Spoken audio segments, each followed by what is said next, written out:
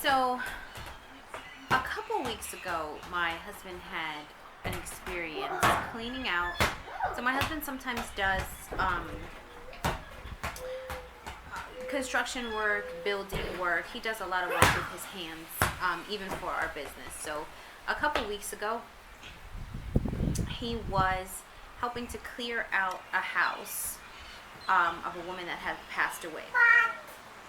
And he said, he was talking about how the house had piles of newspapers, piles of filth. He was clearing out stuff that should have been actually pitched into the trash. He was clearing it out by the mounds. They had to get a dumpster. They had to go to the landfill. They had just a giant job. And, hey darlings, can you keep it down a little bit? Thanks. So he was saying that it was clear, and when I was talking to him, it was really clear that this woman who lived there had been completely absent. So the woman was not unintelligent. She wasn't lazy. She wasn't any of those things. In fact, she had a pretty prestigious position in a local university. She had risen up the ranks. She was just your very typical career woman, and very elegant, very well spoken. We actually knew her well. So she had all the qualities of someone who you would admire when you met her. So all that to say is, she had, in my opinion, I believe she had completely left her family. Even though she hadn't abandoned her, she hadn't physically divorced her husband or abandoned her husband. She was still coming in and out, but her life energy, her life energy was poured out completely into one pursuit, and that was in her career. And so I'm finding that there's evidence of women leaving their God-given post by the droves. And not only is this happening, but it's also being encouraged. It's also put on a pedestal. It's highlighted as something desired for a woman to do this. And a woman can completely abandon her family and still be considered in society as a winner. There's a huge problem in this, okay? Because on one end, the effects can be completely invisible, because I actually didn't know she was living like this until she passed away, and my husband had the opportunity to go and help her husband clean his house and make room for his new life. She had a huge house, excellent neighborhood, excellent. We're talking almost $1 million homes, not quite, but almost $1 million homes, excellent area. Perfect. However, the home was in a state of complete neglect. Now, that's not to say that just because your house is a little messy that you're neglecting your family, but your house will give you away. Titus 2. Now, this is from the Bible. In Titus 2, it says the admonition for women is to be wise and to be keepers of the home. And it's almost like a bad word, and I'm going to say it. I don't care if it's on PC. Women have to be keepers of their home. They have to be managers of their home. And they have to be busy at home. That's what some translations say, busy at home.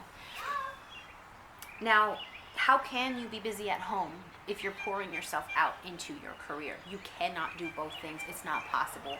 You are not Superwoman. The myth of Superwoman is just that. It's a myth. There's no such thing. You can only pour yourself out in one pursuit, and that's either in your... I'm talking to married women with children. You can either pour yourself out into your career, or you can pour yourself out into your home and family. And yes, your home and family are one. And you can't do both. It's just not possible. So I was thinking about how if you get into a conversation with pretty much anyone about what's happening with certain communities, and the fact that their men are leaving home in droves, instantly everybody would agree, and they would say, yeah, the fatherless homes are a big problem with respect to poverty, and the single woman household is one of the biggest risks for poverty. Everybody would agree with you, and they would say, yep, men need to get back at their post. Where are they? Why aren't they fathering? Why aren't they being the father that they need to be and the husband that they need to be? They need to get back into that spiritual head of the family role. I think that would go over pretty well, and people could have a decent conversation, because you can see the physical manifestations. The father is physically not there. He has actually left the home. He's divorced the wife.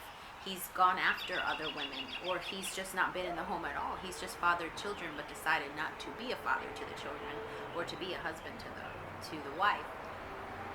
But with women, it's a little bit more complicated, and I don't see a lot of people willing to speak to this giant elephant in the room as to what is going on.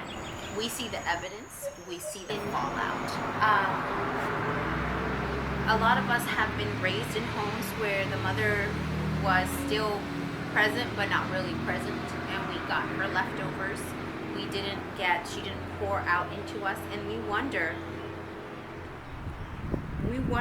what could have been if she had decided to follow the admonition in Titus and be the manager of her home and be busy at home, instead of being busy somewhere else.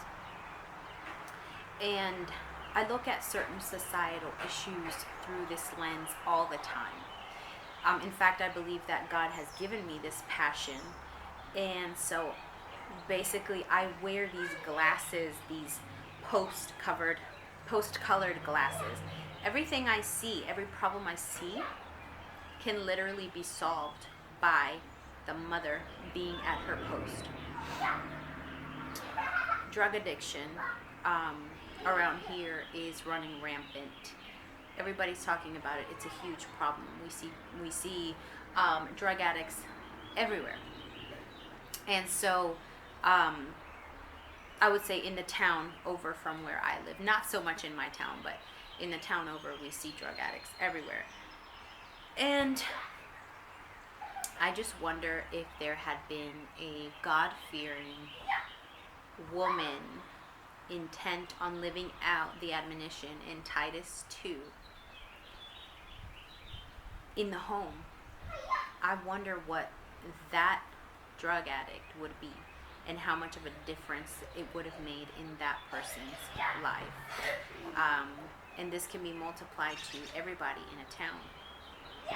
So I just wanted to leave you with that, and wanted to emphasize the importance of a mother and a father, especially a mother, because I'm speaking to women, not abandoning her post. So this is an admonition for all married women, especially with children.